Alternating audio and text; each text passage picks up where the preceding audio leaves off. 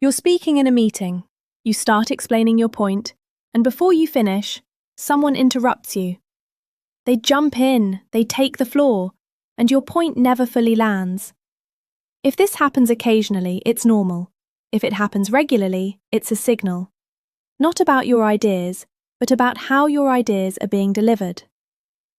Hi, my name's Lucy, and I will help you fix this. So let's examine what interruptions really mean. Most people assume interruptions are about personality. They're rude, they like to dominate. Sometimes that's true. But in professional environments, interruptions are often triggered by something else. Lack of clarity, lack of structure, or lack of perceived control. If your message is not landing quickly, people step in. Not always intentionally, but consistently. Here's scenario 1, the unstructured start. You begin speaking. Yeah, so I was thinking about the client feedback, and there are quite a few things we could potentially look at. Before you get to the point, someone interrupts. Sorry, what's your main recommendation? You were going to get there, but you didn't get there fast enough. Now compare that with. The client feedback highlights 2 key issues. Now the room listens, because you've created structure immediately. So, what's the real trigger?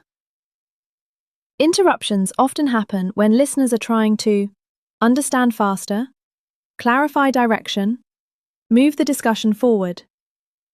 If your message feels slow or unclear, they step in. So the issue is not just interruption, it is delayed clarity. Here's a scenario illustrating no clear direction. You say, there are a few different ways we could approach this. And before you explain them, someone jumps in. Which one do you recommend? Again, they are not rejecting your idea, they are trying to accelerate it. Now compare. I recommend option B for 2 reasons. Now the conversation has direction, and interruptions reduce.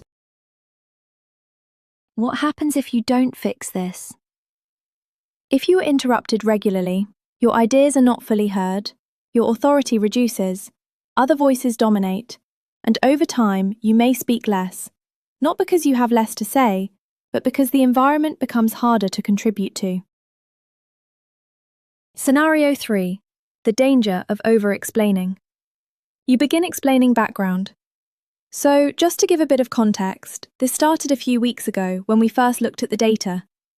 And before you reach the point, someone interrupts. Can you summarize the key issue?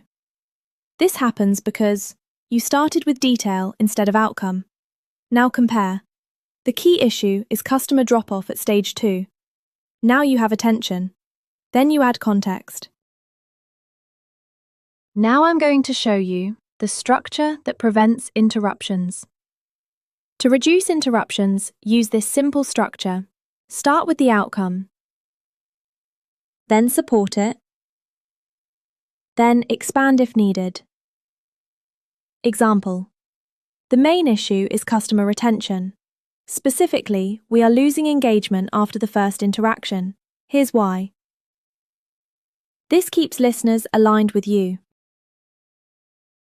Scenario 4. The danger if you lack control. You start speaking. Your tone is slightly hesitant. Your structure is unclear. Someone interrupts and takes over. Now compare. You begin clearly. There are 2 points to cover. You pause, then continue. That pause signals control, and people are less likely to interrupt. Here's a simple technique I have often used. Before speaking, decide, what is your first sentence? That sentence should contain your conclusion or your main point, not your thinking process. That alone will reduce interruptions significantly. Scenario 5. Meeting dynamics. In fast-moving discussions, people are listening for signals. If they don't hear a clear signal quickly, they step in. Example. We need to change how we handle customer onboarding.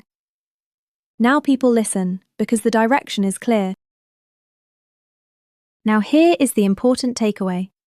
What high performers do differently. High performers are not interrupted less because people are more polite with them. They are interrupted less because they communicate differently from the start. They lead with clarity. They don't begin with their thinking process, they begin with direction. They say, "The main issue is this. There are 2 points to consider. My recommendation is..." That first sentence signals structure. It tells the room, this is going somewhere. They also control pace. They are comfortable pausing. They don't rush. They don't over-explain early.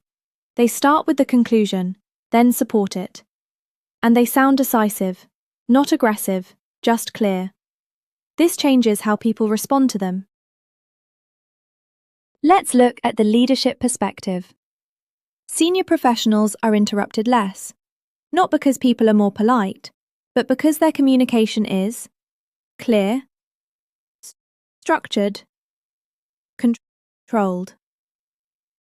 They signal quickly, "I know where this is going," and that reduces the need for others to step in. Final insight. Interruptions are rarely random.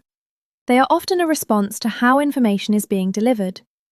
Once you change that, the behavior around you changes as well. If you want to be heard in meetings, your ideas need to land early. Start with clarity. Add structure. And control the pace. Do that consistently, and interruptions will reduce naturally. In the next video, we'll look at another communication pattern that affects how people respond to you in meetings. If you have enjoyed this video, then please like and subscribe to see more in our Executive Communication series. Thanks for watching. Bye for now.